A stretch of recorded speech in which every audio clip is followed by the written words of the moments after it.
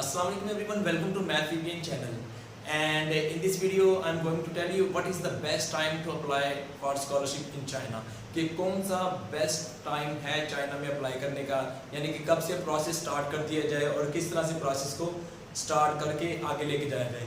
तो इससे पहले आपसे यही रिक्वेस्ट है, वीडियो को लाइक ज़रूर कर दीजिएगा और सब्सक्राइब कर लीजिएगा मैथ VPN चैनल को। तो दोस्तों मैं बताने वाला हूँ what is the best time to apply for CSC scholarship.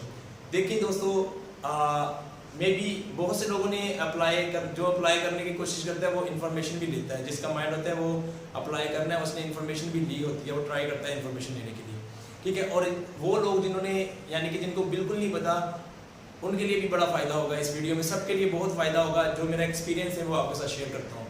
देखिए, मोस्टली ऐसा होता है कि चाइनीज़ गवर्नमेंट जो स्कॉलरशिप होता है ना, CSC स्कॉलरशिप जिसमें कहते हैं, वो आपका ऑलमोस्ट दिसंबर से स्टार्ट हो जाता है।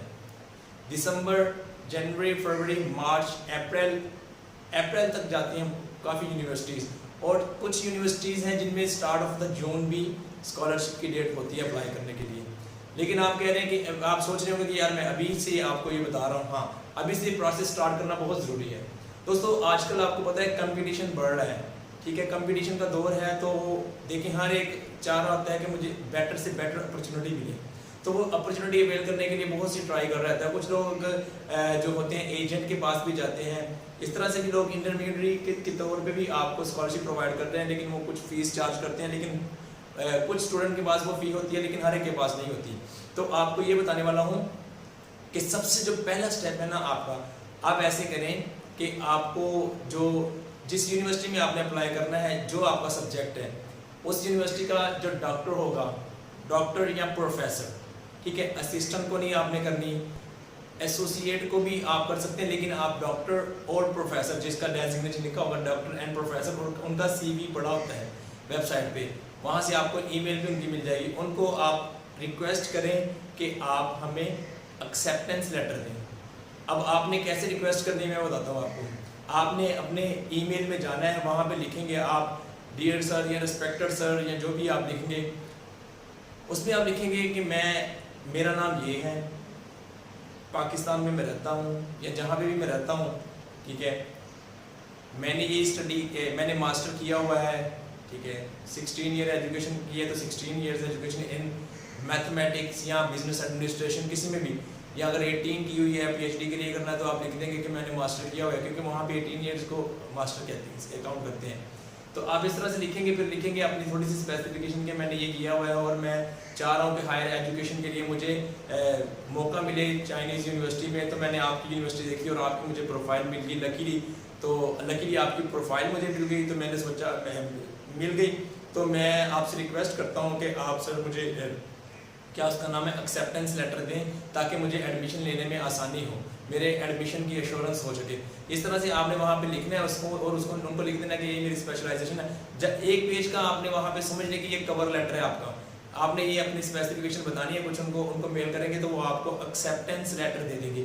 अगर आपको एक्सेप्टेंस लेटर मिल जाता है तो आपके चांसेस ब्राइट हो जाते हैं, ठीक है। उसमें ये होता है कि जब आप एक्सेप्टेंस लेटर ले लेंगे, ठीक है, एक्सेप्टेंस लेटर के साथ जब ये आप मेल टाइप करेंगे, इसके साथ आपने उनको अपना CV भी लगा देना है साथ, ताकि वो अगर रीड करते हैं तो आपकी CV भी देख लें। अब एक्सेप्टेंस लेटर मिलने के बाद आपको बहुत ज़्यादा श्योरिटी हो जाती है कि आपका एडमिशन हो सकता है, ठीक है। अब आपने क्या करना है, उसके बाद आपने अपना प्रोसेस स्टार्ट कर देना है। जैसे यूनिवर्सिटी की डेट आ जाए, ठीक है ना, कि अप्लाई करें, अब तो आपने क्या करना है, यूनिवर्सिटी की डेट देख लेनी है आपने। तो CSC की वेबसाइट पे जाना है आपने, वहाँ पे आपने अपना लॉगिन बनाना है, यूज़र नेम पासवर्ड दे के आपने लॉगिन बनाना है। उसके साथ आपने क्या उसका नाम है, वेबसाइट पे जाएंगे तो वहाँ पे आपसे वो फिर CSC जो है वो डिफरेंट इन्फॉर्मेशन लेगा, आपकी पर्सनल इन्फॉर्मेशन लेगा, एजुकेशनल लेगा, वो आपसे पूछेगा लैंग्वेज के मतलब, आपने ये सारी डिटेल वहाँ पे उसकी वेबसाइट पर डाल देनी है। डालने के बाद आपके पास अपने एजुकेशनल डॉक्यूमेंट्स जिनके थ्रू आप अप्लाई कर रहे होंगे, अगर आपने PhD के लिए करना है तो आपके पास MS का या जो भी आपका 18 ईयर्स मास्टर है उसका आपके पास डिग्री होनी चाहिए, स्कैन, ठीक है, उसको आपने स्कैन कर लेना है। आपके पास स्कैन डिग्री हो, पासपोर्ट स्कैन हो आपके पास, ID स्कैन हो आपके पास, ठीक है, और ये जो आपके पास है ट्रांसक्रिप्ट भी हो मास्टर डिग्री का, ये चीज़ें लेके आपने एक्सेप्टेंस लेटर, ये सारी चीज़ें स्कैन करने के बाद आपने वेबसाइट पे अटैच करनी है। अटैच करने के बाद आपने क्या करना है, वहाँ पे अप्लाई पे क्लिक कर देना है। ठीक है, वो आपसे पूछेंगे कि आपने HS के लेवल किया हुआ है, मतलब चाइनीज लैंग्वेज कोर्स किया हुआ है। जिसने किया है वहाँ पे लिख देगा यस, वो लेवल होता है 4, 5, 6 जितना भी। और जिसने नहीं किया तो नन कर दे, वहाँ पे ना लिखे। तो लिखने के बाद ये जो है आपका डॉक्यूमेंट जो है प्रिपेयर हो जाएगा, आपकी एक एप्लीकेशन आ जाएगी, उसको प्रिंट कर लें। करने के बाद अपने पास रखें। अब जिस यूनिवर्सिटी में आपने अप्लाई करना है, चाइनीज जिसके थ्रू आप कर रहे हैं यूनिवर्सिटी में, तो आपने क्या करना है, उसकी वेबसाइट भी पढ़नी है। उनको भी तो नहीं हार्ड कॉपी चाहिए, तो आपने क्या करना है, ये वाली हार्ड कॉपी चाइनीज उसको CSC को भेज देनी है, बाय पोस्ट भेज दें। जिस तरह से भी भेजना चाहें आप, पाकिस्तान पोस्ट के थ्रू, TCS के थ्रू, जिसके भी DHL के थ्रू, जिसके भी थ्रू आपने भेजना चाहें, आपने क्या करना है, वहाँ पे भेजना है। और इस तरह से आपका ये सारा एडमिशन का प्रोसेस कंप्लीट हो जाएगा। लेकिन सबसे बेसिक जो है वो ये है कि ज़्यादा चांसेस आपने अगर अवेल करने हैं तो आपको एक्सेप्टेंस लेटर होना चाहिए। अब आप एक यूनिवर्सिटी से ज़्यादा में अप्लाई करें एक्सेप्टेंस के लिए, ये हो सकता है कि एक प्रोफेसर जो है वो पढ़े ही ना आपकी मेल, ठीक है, दूसरे को करें, तीसरे को करें, ऐसे ऐसे करते जाएं। तो इंशाल्लाह इससे ये होगा कि अगर आपको एक्सेप्टेंस लेटर मिलता है तो आपके लिए बड़ा बेनिफिशियल हो जाएगा, बेनिफिट हो जाएगा आपको, आपके लिए चांसेस बढ़ जाएंगे।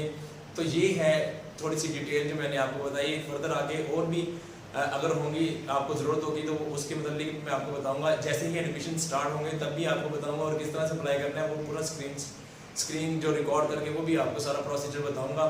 ठीक है, कि और उसके साथ ही ये भी बताऊंगा कि अगर किसी में मोटिवेशनल लेटर की ज़रूरत होती है तो उसको कैसे लिखते हैं। ठीक है, ये वाली सारी डिटेल बताऊंगा इंशाल्लाह। तो वीडियो को लाइक कर दें, सब्सक्राइब कर लें मैथ विवियन चैनल को। Thank you for watching this video and best of luck.